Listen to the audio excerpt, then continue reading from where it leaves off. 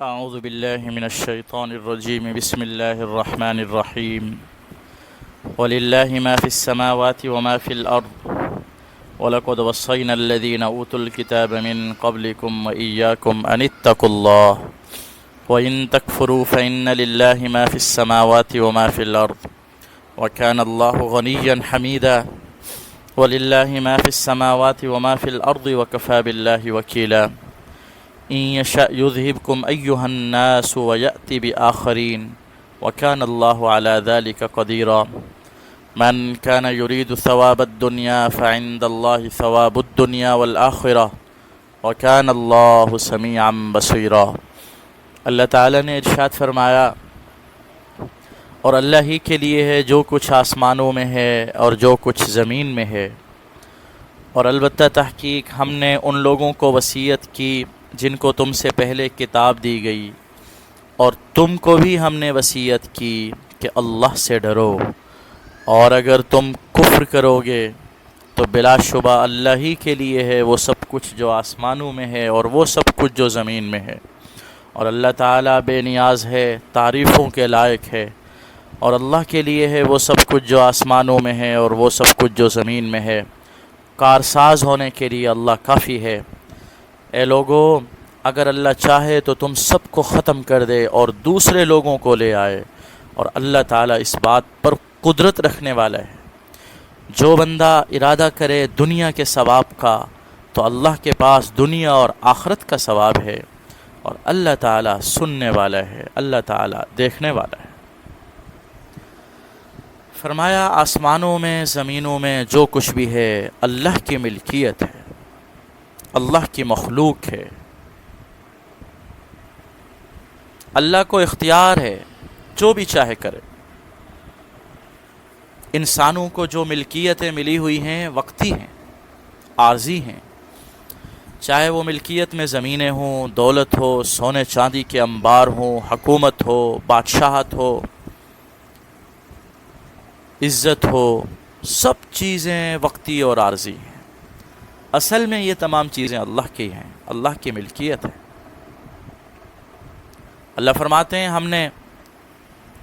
تم سے پہلے لوگوں کو بھی اور تمہیں بھی یہ وصیت کی ہے، تاکید سے کہا ہے،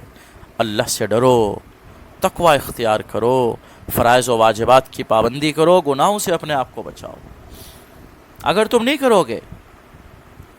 اگر فرائض و واجبات پورا نہیں کرو گے، گناہ کرو گے، نافرمانیاں کرو گے، کفری کرو گے، اگر اللہ تعالیٰ کو بھی تمہاری کوئی ضرورت نہیں ہے، اللہ بے نیاز ہے۔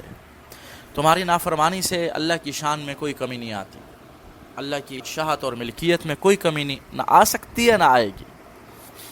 کوئی بھی نقصان لازم نہیں آتا اللہ کی شان اقدس میں۔ چنانچہ ہمارا عقیدہ ہے اس بات پر کہ پوری دنیا کی ہر چیز، تمام انسان و جنات اگر اللہ کی فرما برداری میں لگ جائیں،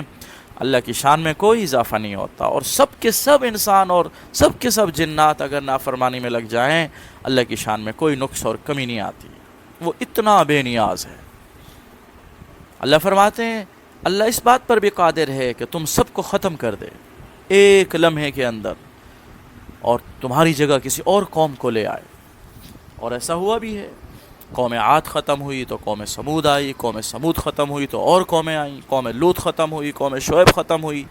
قوم نوح ختم ہوئی۔ ان تمام انبیاء علیہم السلام کی قومیں اسی طرح دنیا میں رہتی اور بستی تھیں جیسے آج ہم بستے ہیں۔